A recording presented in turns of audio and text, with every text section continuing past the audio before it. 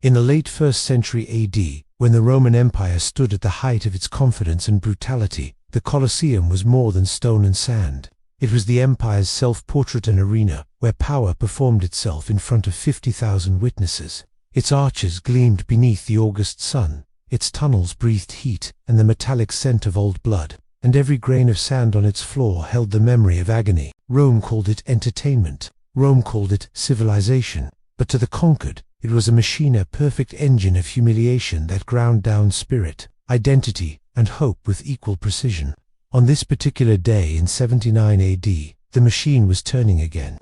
Livia, a 19-year-old woman from the Deian highlands, stood chained in the dark beneath the arena. The roar of the crowd above was so loud it felt like her bones vibrated. She'd heard this sound only once before 3 months earlier, when Roman soldiers dragged her fiancé deceased into a makeshift camp arena and cut him down for refusing to kneel. His death cry had been swallowed by Roman laughter. Now, in this subterranean chamber, hot with the breath of caged animals and human despair, Livia wondered whether her final moments would be met with the same careless applause. Hours earlier, a guard had told her she'd been selected for the afternoon program. He said nothing more. He didn't need to.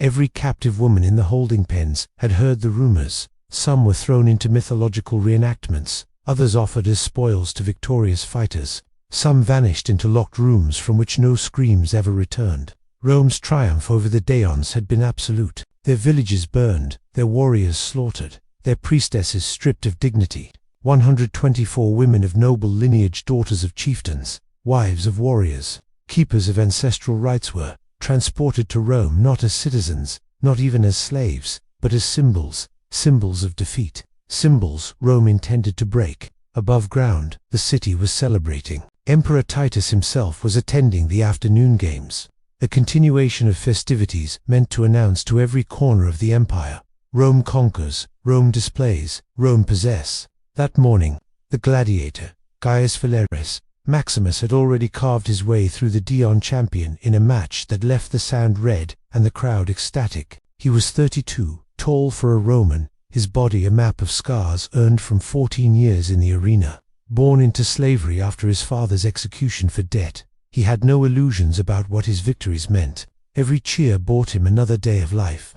Every kill earned him another step toward the wooden sword, the rudest that could grant him freedom. And yet the fear never left him, dying nameless, just another body dragged out by hooks when the crowd demanded more blood.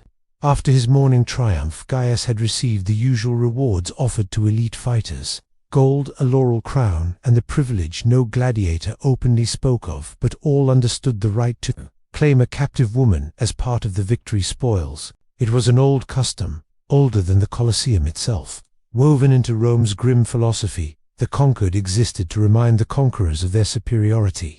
Livia had been one of the names marked for allocation that day, though she didn't yet know it. She only knew the guards were preparing her group with unusual care. Buckets of water arrived. The women were scrubbed, their faces washed, their hair combed. Torn clothing was replaced with plain tunics, neither warm nor decent.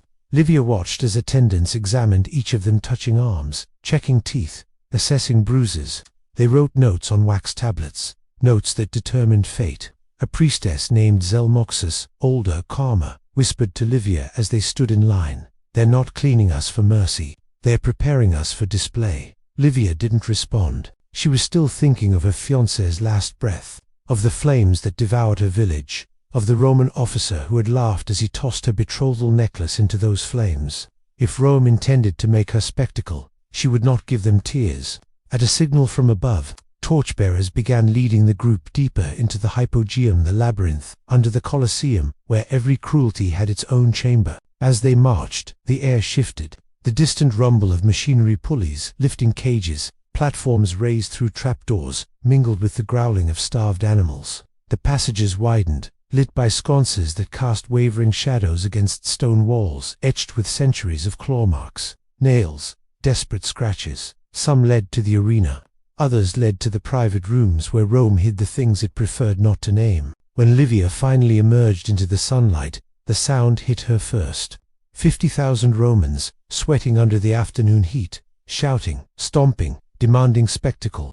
The smell of roasted meat, sweet wine, spilled ale, and perfume drifted across the lower seats. But beneath it all was that copper-scent blood baked into sand. The women were lined in a row as a herald announced their crimes: resisting Roman authority, harboring rebels, refusing to bow to Roman gods. The crowd jeered. In that moment, Livia felt smaller than she had ever felt in her life. Then came the twist. They were handed wooden swords. To the crowd, it was theater. To the women, it was a humiliation designed to fracture dignity. The rules were simple: fight your own people, entertain Rome. The winners would be claimed by Roman champions. The losers would die. Livia stared across at Cassius, the woman who had once sung at her betrothal ceremony. Her hands trembled not with fear, but with rage so cold it felt like stillness. The master of games raised his arm. The crowd leaned forward. Livia inhaled. Neither woman moved. For the first time that day, the arena fell silent. Then the jeering began. Food scraps, bones and pits rained onto the sand. Fight, Romans shouted. Barbarians, cowards. Still the two women stood perfectly still, the wooden swords at their sides, refusing to make their suffering a performance. 90 seconds of defiance against an empire that ruled continents. Finally, the guards charged in. Cassius was struck down first. Livia screamed and reached for her, but the blows fell too quickly. They were dragged away, not to death, but to the deeper chambers where Rome stored its darkest customs. There, far from the crowd, the real spectacle was only beginning. The descent back into the hypogeum felt like falling into the throat of a great beast, one that swallowed sound, sunlight, and hope with equal hunger. As Livia and Cassius were dragged through the stone tunnels, the jeering still echoed faintly from above, like a memory refusing to fade. The air cooled but thickened with moisture and the smell of animals. Somewhere nearby, a lion slammed its body against a caged door, the iron rattling with a violence that matched the guards' impatience. Rome was never short on brutality. It merely rotated forms of it. In an administrative alcove, just inside the lower galleries, a scribe sat behind a crude table, dipping a stylus into ink and making methodical notes on wax tablets. 20 female captives, Deian origin, prepared for post-victory allocation. His voice was flat, indifferent, as though recording grain shipments. When the guards hauled Livia and Cassius forward, he added another line: to resistant, redirected to chambers. That was all Rome required to transform human lives into administrative entries neatly categorized, efficiently stored, easily forgotten. The two women were separated without ceremony. Cassius was pulled down a corridor lit by guttering torches, disappearing behind a thick wooden door. Livia, still half-conscious from the blow she'd taken, was shoved toward one of the private chamber's small stone rooms, with iron rings drilled into the walls, drainage channels in the floor, and doors that locked from the outside. They were not improvised torture cells. They were engineered spaces, designed long before she was born, long before her people ever imagined Rome would march into their valleys. Rome had planned for this kind of cruelty. It had drawn architectural diagrams for it. It had budgeted for it. Inside the chamber, silence pressed against her ears until she could hear her own heartbeat. She steadied herself against the wall. Her palms stung from the rough stone, but she forced herself to stay alert. She remembered the priestess Zelmoxis telling them once that Roman cruelty hid behind routines. They commit horrors as easily as they schedule festivals. It was true. Standing there, awaiting whatever ritual humiliation Rome had arranged for her, Livia realized she no longer feared their violence. She feared their certainty, their confidence that what they were doing was not only permitted but righteous. Above ground, the next phase of the games had begun. While the crowd feasted, gambled, shouted drunkenly at the bouts, the master of games descended into the hypogeum with 2 attendants. He held a bronze tablita list of rewards available to that day's victorious gladiators. His sandals slapped softly against the sand-covered stone as he moved, his voice echoing down the passageway. "Gaius, Valerius, Maximus," he called. "By a decree of the emperor and ancient custom, you are entitled to the spoils of conquest. Select your reward." Gaius stood with his back against the wall, his breathing still heavy from battle. Sweat carved streaks through the dust on his shoulders. Blood none of it. He spat at his armor. He had won decisively, impressing even Titus. The attendants presented the tablet: money, wine, a night in a proper bed, and the last line: Victoria Carnalis, the carnal privilege of victory. It was the option most gladiators chose, not because they were all predators, but because for men who lived in the shadow of constant death, this was one of the few illusions of control offered to them. Rome stripped agency from slaves, but gifted them domination over those even more powerless. It was brilliance in its cruelty, turning victims into collaborators. Gaius's hand hovered over the bronze, but he hesitated. The hesitation was so brief the attendants didn't notice. He chose the option Rome expected, and with that simple mark, Livia's name was selected, delivered, and entered onto another wax tablita bureaucratic ritual that determined which chamber Gaius would enter. In the women's quarters, preparations continued for the afternoon's secondary spectacle. Prisoners were dressed in mythological costumes, skins of animals, or cloth dyed garishly, to represent characters from Rome's beloved and blood-soaked legends. These mythological reenactments were not harmless plays. When prisoners were cast as Prometheus or Actaeon, or the daughters of Niobe, they did not pretend to die. They died. Rome adored the illusion that divine punishment could be reenacted with real flesh. Today's theme was the triumph of Rome over barbarian shame. To the audience, it was a theatrical validation of conquest. To the prisoners, it was a final degradation before death. But for the 20 Deian women chosen earlier, the spectacle had changed course after Livia and Cassius had refused to fight. Defiance was not part of the program. Defiance required containment. The crowd, meanwhile, moved on quickly from the disruption. Romans were accustomed to violence, but they were even more accustomed to convenience. The next bout of veteran Mamillo against 2 untrained criminals distracted them, as did wine vendors weaving through the seats, sloshing cheap Falernian into cups. A dying man's last gasp drew louder cheers than the silent rebellion of 2 women had drawn outrage. Below, Livia sat on the stone bench in her chamber. She touched her forehead where blood had dried, flaking under her fingernails. Exhaustion dulled her thoughts, but something inside remained rigid. She thought of Cassius. She thought of decease. She thought of the oak tree near her village, where festivals were once held, and wondered if Romans had cut it down. They liked cutting down sacred things. They liked proving nothing was sacred. Her moment of reflection ended abruptly as footsteps approached. The iron latch turned. The door scraped open. Gaius Valerius Maximus stood in the doorway. The dim torchlight behind him cast his silhouette across the room like the shadow of a giant. Livia's breath caught. She had seen this man before on the sands, drenched in blood, receiving the emperor's nod. She recognized the emblem carved into his breastplate, the mark awarded only to arena champions. In that instant, she understood why she had been brought here. The door closed behind him with a finality that echoed in her bones. The moment the door shut, the chamber seemed to shrink. The torch behind Gaius flickered its light, sliding across the iron rings in the walls, across the grooves etched into the floor by years of struggling hands, and finally resting on Livia pressed against the far side of the room, like a cornered animal refusing to break. She did not flinch. She did not cry. Even in her exhaustion, she carried herself with a kind of rigid dignity, the last thing Rome had not yet stripped from her. Gaius stood motionless for a moment, helmet still on, as if he needed the heavy bronze between him and the enormity of what he was expected to do. The rules of the arena were simple. A victorious gladiator had absolute claim over his reward. No one asked questions, no one intervened. Gladiators were conditioned to kill on command, to die on command, and on days like this, to exploit on command. Rome believed power needed to be exercised, not questioned. But what Rome never accounted for, what it never could account for, was the unbearable weight of conscience in a man who had nothing left to lose. He removed his helmet. The gesture was not ceremonial, it was weary. Under the steel, his face was marked not only by scars but by fatigue, so deep it hollowed his eyes. Sweat darkened his hair. Dust clung to the lines of his cheeks. Blood another man streaked down his arm. He looked less like a champion and more like someone who had carried too much violence for too many years. Livia watched every movement with the sharp attention of someone deciding whether to fight for her life.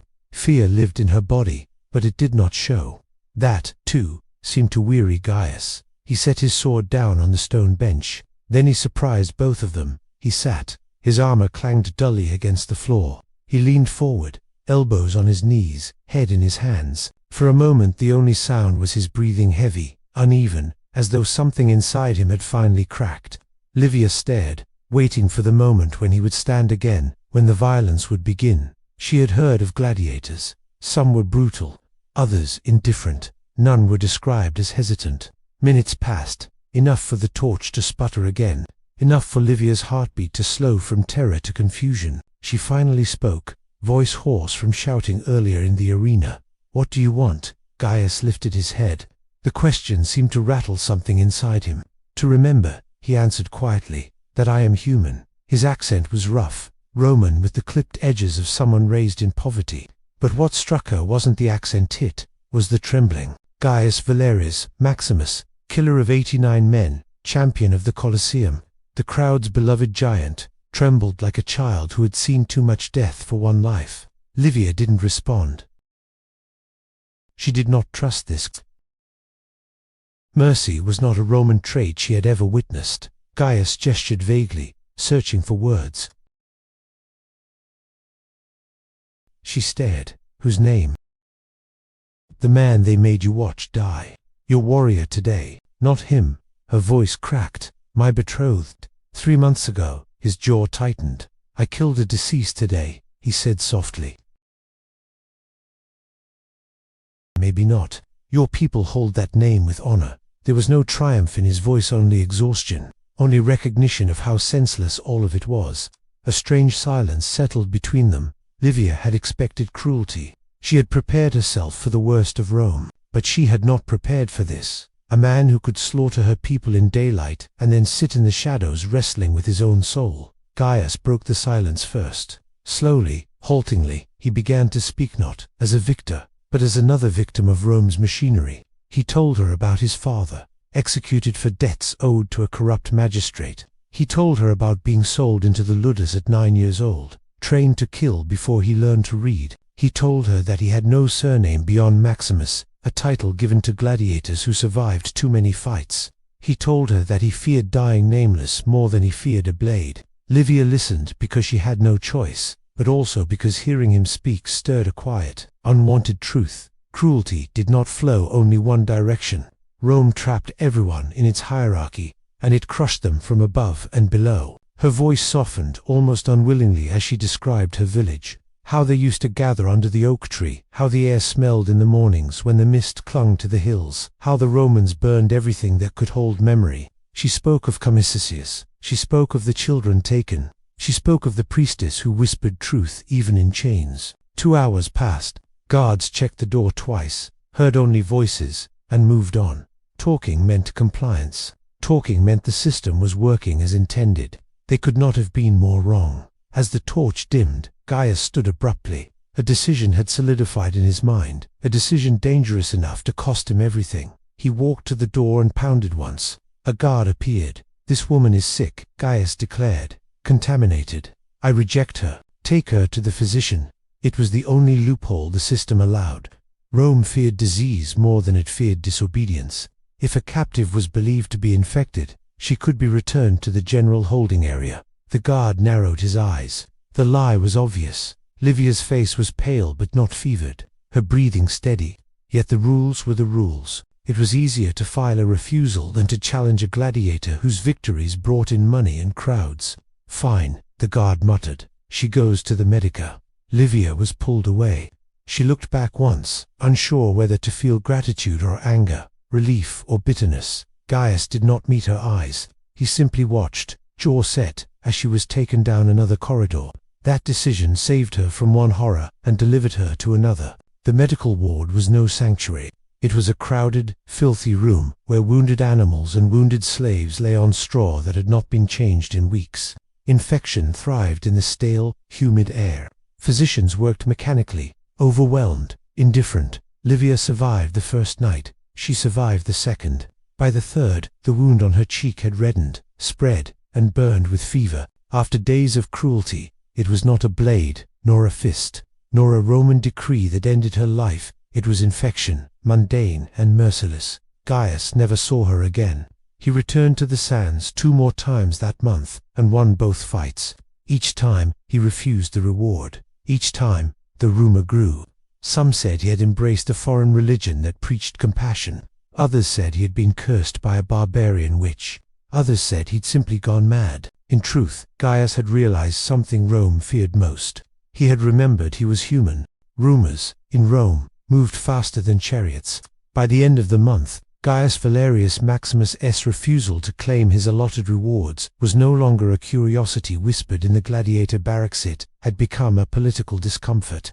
Gladiators were expected to be brutal but simple, predictable, controllable. When one began to question the very customs that upheld Rome's ideology of conquest, the tremor traveled upward through every layer of power. No senator feared a single gladiator. But a gladiator inspiring others, that was different. The breaking point came through a source no one expected: a senator's nephew, a junior fighter with wealthy blood and mediocre skill. He had been sent to the arena as a form of family discipline. After an unremarkable victory, he refused the traditional spoils, insisting he would not take a captive woman like a trophy. His trainer beat him for insubordination. The young man, humiliated, bleeding, furious, confessed everything to his uncle, Senator Quintus Aurelius Schnarchus, and so, on September 15, 79 AD, the Senate was forced to publicly acknowledge what everyone privately knew but no one dared debate: Rome's treatment of conquered women. The session was recorded in the bland, cautious phrasing typical of Roman bureaucracy, a matter concerning the propriety of practices related to defeated female captives. But behind that language lay a 4-hour storm. Senators hissed across the marble floors, voices echoing under the high domed ceiling. Philosophers were invoked, precedents recited. Even the gods were dragged into the argument. The conservative faction, led by Senator Fabius, a man who measured greatness by how loudly Rome could crush its enemies, thundered that tradition was the backbone of the empire. Our ancestors conquered utterly, he declared, body and soul. This made Rome feared, and fear keeps provinces loyal. His supporters banged their staffs in agreement. The reform faction countered with a cold practicality, sharpened by recent reports. 3 provincial governors had sent warnings. Deian survivors were telling stories of Rome, as treatment of their women's stories that were now fueling fresh resistance movements. Rebels were invoking Livia's generation as martyrs. They were singing songs of their humiliation. Rome, in its efficiency, had given rebellion a powerful narrative. Dead rebels do not return to inspire hatred, one senator argued, but violated captives do, and they do so for generations. The Senate was not moved by morality. It was moved by risk. Empires do not fear cruelty, they fear consequences. By the time the sun lowered behind the Palatine Hill, the decision was reached. On October 1st, the Lex Captiva was passed. Its language was limited, surgical, but revolutionary by Roman standards. Female prisoners of war could no longer be used as public rewards in arenas or spectacles. The law did not free them. It did not protect them in private households. It did not change Rome's hierarchy or cruelty, but it ended the most visible, ritualized humiliation, the one beneath 50,000 cheering spectators. It was not enough, but it was something.